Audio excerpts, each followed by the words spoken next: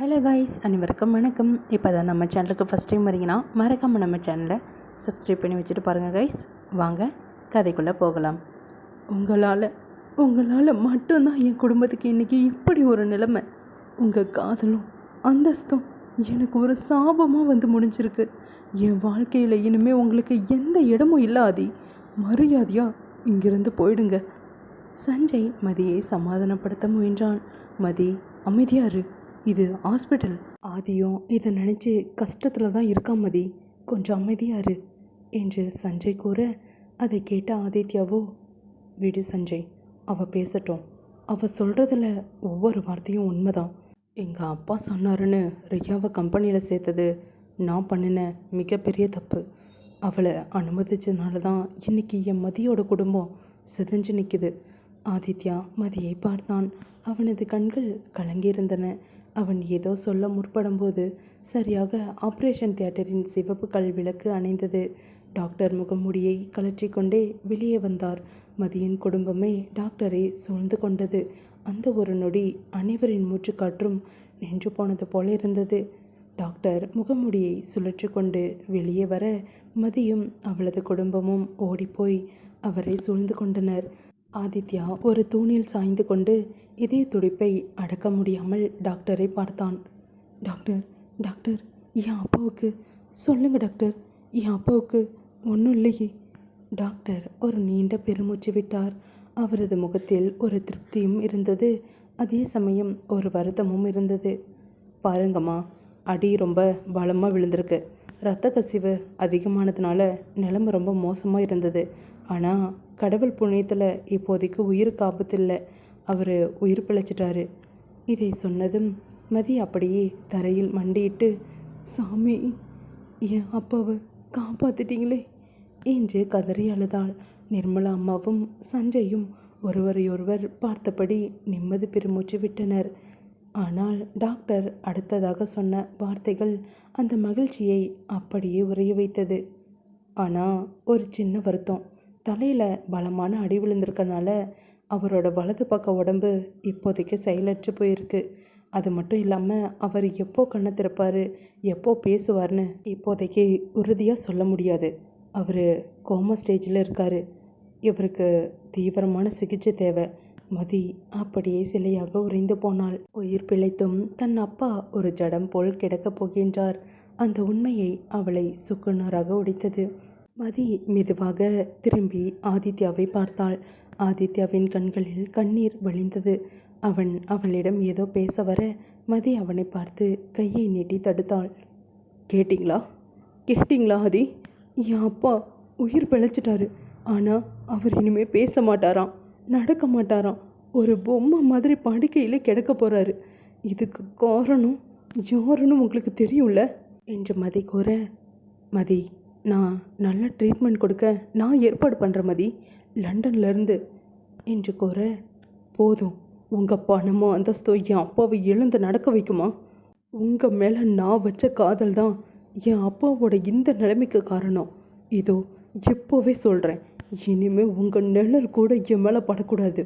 நீங்கள் என் கண்ணு முன்னாடி நிற்கிற ஒவ்வொரு நிமிஷமும் என் அப்பாவை கொலை பண்ணுற மாதிரி இருக்குது. தயவு செஞ்சு இங்கிருந்து போயிடுங்க.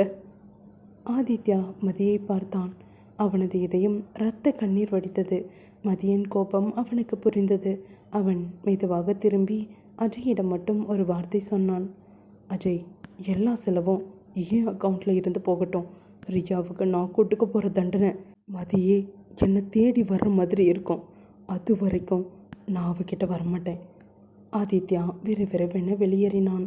ரியா முன்னாடி நின்று, மதி, மிஸ் மதிவதினி தான் என்னோட வருங்கால பொண்டாட்டி, அவன் மட்டும்தான் என் வாழ்க்கையில் வருவான்னு எவ்வளோ திமிராக சொல்லிட்டு வந்தேன். ஆனால் மதி இப்போது என்னோட முகத்தை பார்க்கவே அருவெறுப்பாக இருக்குன்னு சொன்னது என்ன ஒரு உயிரற்ற ஜடமாக மாத்திருச்சே. கெஸ்ட் ஹவுஸ் ஹாலில் உள்ள சோஃபாவில் அப்படியே சரிஞ்சு கிடந்தான் ஆதித்யா. கையில் இருந்த மதுபாட்டிலை எடுத்து அப்படியே வாயில் ஊற்றினான். தொண்டை எரிந்தது. ஆனால் மனதில் இருந்த வலி அதை விட அதிகமாக இருந்தது. எல்லாரும் முன்னாடியும் நீ தான் என் பொண்டாட்டின்னு சொன்னேனே மதி, ஆனால் நீ என்னை அருவருப்புன்னு சொல்லிட்டியே. என் காதலால் தான் உன் குடும்பம் அழியுதுன்னு இப்படி ஒரு பழி போட்டிட்டியேடி. மதுவின் போதை தலைக்கேறிய தொடங்க ஆதித்யாவுக்கு பழைய நினைவுகள் வந்து போனது. ரியாவுக்கு அவன் கொடுத்த அந்த தண்டனை, மதியை காப்பாற்ற அவன் எடுத்த அந்த ரிஸ்க் எல்லாமே வீணாகி போனது போல ஒரு உணர்வு. ரியா, நீ ஜெயிச்சிட்டேன்னு நினைக்கிறியா? இல்லை, இந்த ஆதித்யவர்மன் ஒரு நாளும் தோக்க மாட்டான். மதி ஏன் பொண்டாட்டின்னு சொன்னா அதே வாயால் அவ காலில் உன்னை மண்டியிட வப்பண்டி. இந்த ஒரு வாரத்தில் நீ எதையெல்லாம் கண்டு பயந்தியோ அது எல்லாம் உன் வாழ்க்கையில் நடக்கும். அவன் கையில் இருந்த கிளாஸை ஓங்கி தரையில் உடைத்தான். மழையின் சத்தமும் ஆதித்யாவின் ஆக்ரோஷமான மூச்சுக்காற்றும் அந்த அறையையே பயங்கரமாக்கியது. விடியும் வரை ஆதித்யா அங்கேயே மயங்கி கிடந்தான். போதை தெளிந்தபோது அவனது கண்கள் இரத்த சிவப்பாக இருந்தன. எழுந்தவன் நேராக கண்ணாடியின் முன்னால் நின்றான். கண்ணாடி துண்டுகள் போல சிதறி கிடந்த அவனது வாழ்க்கையை திரும்பவும் சேர்க்க ஒரு முடிவு எடுத்தான். அந்த முடிவு ரியாவுக்கு யமனாகவும் மதிக்கு ஒரு பெரிய அதிர்ச்சியாகவும் இருக்கப் போகிறது. ரியா நேற்று இரவு நடந்த அவமானத்தில் தன் அறையில் அழுது கொண்டே அலங்கோலமாக அமர்ந்திருந்தாள்.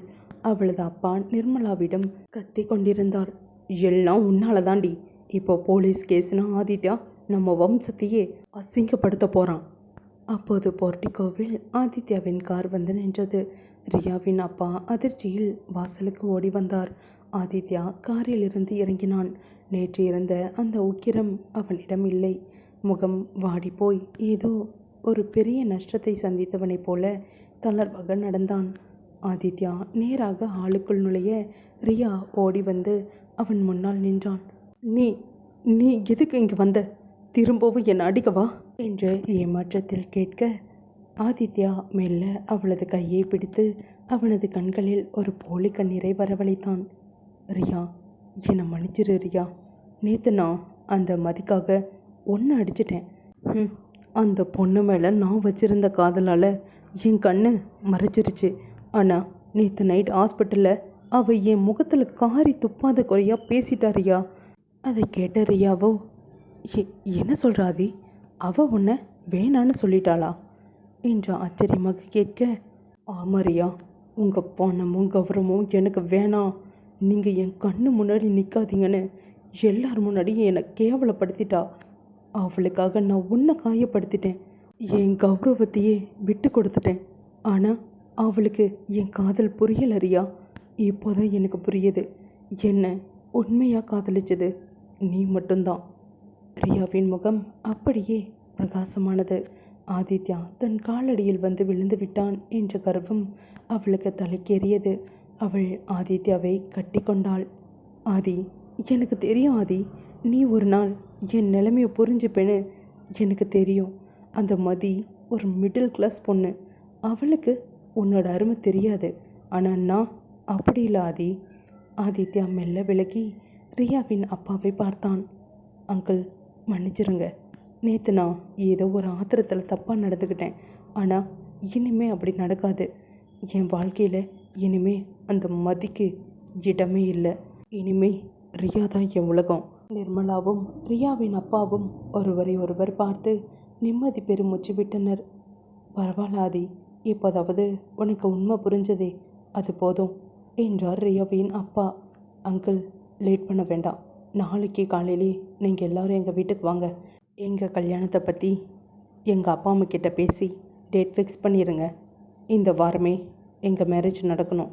ரியா சந்தோஷத்தில் துள்ளினாள். கண்டிப்பாக வரோம் ஆதி என்று அவனது கையை பிடித்து கொண்டாள். ஆதித்யா ரியாவுக்கு ஒரு புன்னகையை பரிசாக கொடுத்துவிட்டு, சரி ரியா, நாளைக்கு காலையில் பார்ப்போம், பாய் என்று சொல்லிவிட்டு திரும்பி நடந்தான். காரில் ஏறி ஸ்டேரிங்கை பிடித்த அடுத்த வினாடி அவனது முகத்தில் இருந்த அந்த பொய் சிரிப்பு மறைந்தது. ஒரு பயங்கரமான மிருகத்தின் பார்வை வந்தது. நாளைக்கு நீங்கள் எங்கள் வீட்டுக்கு வர்றது உன் கல்யாணத்தை பற்றி பேச இல்லையா, உன் குடும்பத்தோட அழிவை தொடங்கி வைக்க. என் மதிய கண்ணீர் விட வச்ச ஒவ்வொரு சொட்டுக்கும் உன்னை ரத்த கண்ணீர் விட வைக்க போகிறேன் பாரு. கார் சீறிக்கொண்டு கிளம்பியது. அந்த நள்ளிரவு நேரத்தில் மருத்துவமனை வராண்டவே மயான அமைதியில் இருந்தது. வார்டுக்குள் மதியின் அப்பா உயிரற்ற ஒரு ஜடம் போல பல இயந்திரங்களுக்கு இடையே படுத்திருந்தார். மதி அவரது கட்டிலுக்கு அருகிலேயே தரையில் அமர்ந்து அவரது கைகளை பிடித்தபடி வெறித்து பார்த்து கொண்டிருந்தாள். நேற்று இரவு முழுக்க அவள் இமை மூடவில்லை.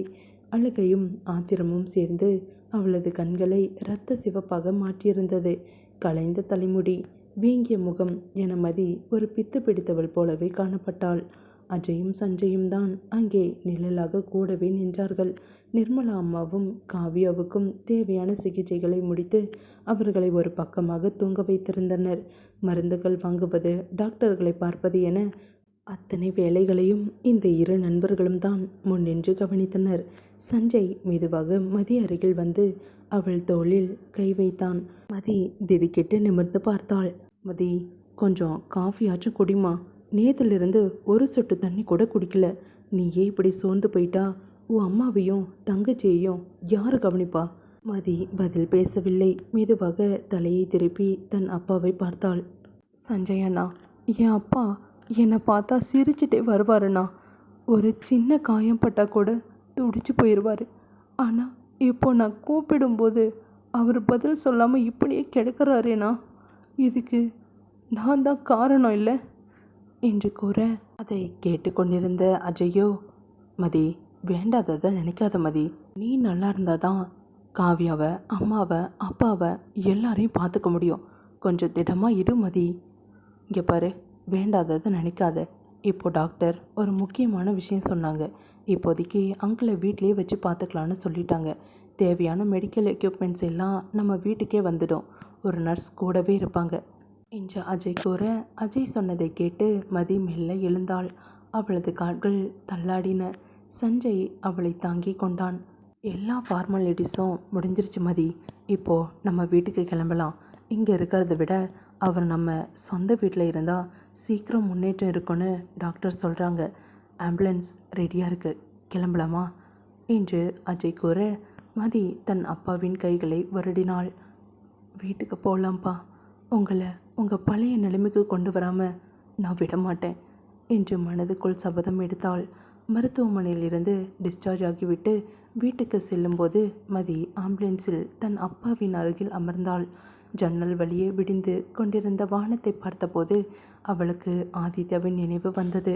அவன் காவியாவை மீட்டு கொண்டு வந்தாலும் அவனது காதல்தான் தன் குடும்பத்தை இந்த நிலைக்கு தள்ளியது என்கிற வன்மம் அவளுக்குள் கனன்று கொண்டிருந்தது.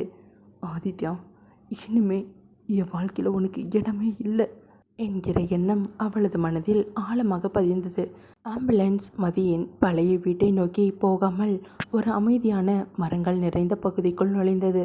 ஜன்னல் வழியே வெளியே பார்த்த மதிக்கு குழப்பம் ஏற்பட்டது. அஜய், ரூட் மாறுதே. நம்ம எங்கே போகிறோம்? இது நம்ம ஏரியா இல்லையே. அஜயும் சஞ்சயும் ஒருவரையொருவர் பார்த்து கொண்டனர்.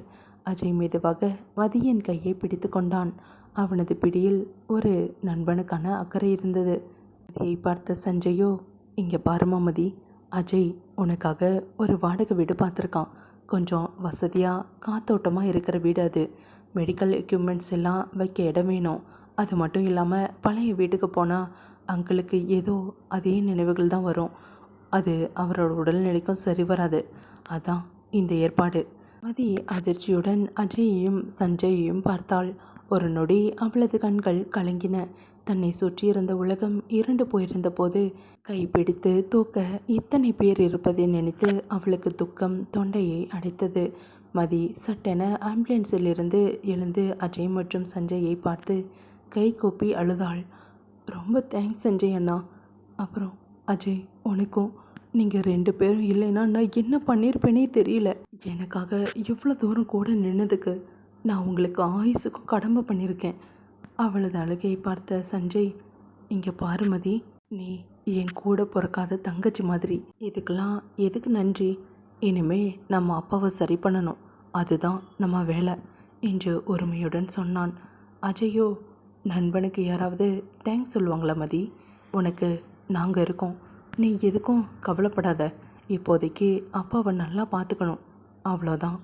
ஆம்புலன்ஸ் ஒரு பெரிய வீட்டின் முன்னால் வந்து நின்றது. அது ஒரு 3 BHK வசதி கொண்ட அழகான வீடு. வீட்டை சுற்றி அடர்த்தியான மரங்கள், செடிகள் என பசுமையாக இருந்தது. பறவைகளின் சத்தம் அந்த இடத்தையே ஒரு நிம்மதியான சூழலாக மாற்றி வைத்திருந்தது. வீட்டின் வாசலிலே ஆம்புலன்ஸை நிறுத்திவிட்டு அனைவரும் கீழே இறங்கினர். மதி பெருமூச்சு விட்டாள் நிம்மதியாக. அப்பாவுக்கு இந்த பழைய ஞாபகம் எதுவும் வராது அஜய். இந்த சூழல் அவரோட மனசுக்கும் உடம்புக்கும் ரொம்ப தேவையானது. தேங்க்ஸ்டா. மதியின் அம்மாவும் காவியாவும் அந்த வீட்டை பார்த்து மலைத்து போய் நின்றனர். இத்தனை சோகத்திலும் தங்களுக்கு பாதுகாப்பாக ஒரு நிழல் இருப்பதை அவர்கள் உணர்ந்த தருணம் அது. அப்பாவை ஸ்ட்ரக்சரில் மெதுவாக தூக்கி சென்று அவருக்காகவே பிரத்யேகமாக தயார் செய்யப்பட்டிருந்த அறைக்குள் கொண்டு சென்றனர். அந்த அறையில் ஒரு நவீன மருத்துவமனைக்கு தேவையான அத்தனை வசதிகளும் இருந்தன. ஆதித்யாவின் நினைவுகள் ஒரு பக்கம் கசப்பை தந்தாலும் அஜய் மற்றும் சஞ்சயின் நட்பு மதிக்கு ஒரு புதிய தெம்பை கொடுத்தது. ஆனால் ஆதித்யா இந்த வீட்டை பற்றி தெரிந்து கொண்டால் என்ன செய்வான்? மதி நிலவை பார்த்தபடியே அழுது கொண்டு அஜயிடம் கேட்டாள். ஏன் அஜய், என்ன மாதிரி ஒரு மிடில் கிளாஸ் பொண்ணுங்க எதையும் யாரையும் ஆசைப்படக்கூடாதுல்ல?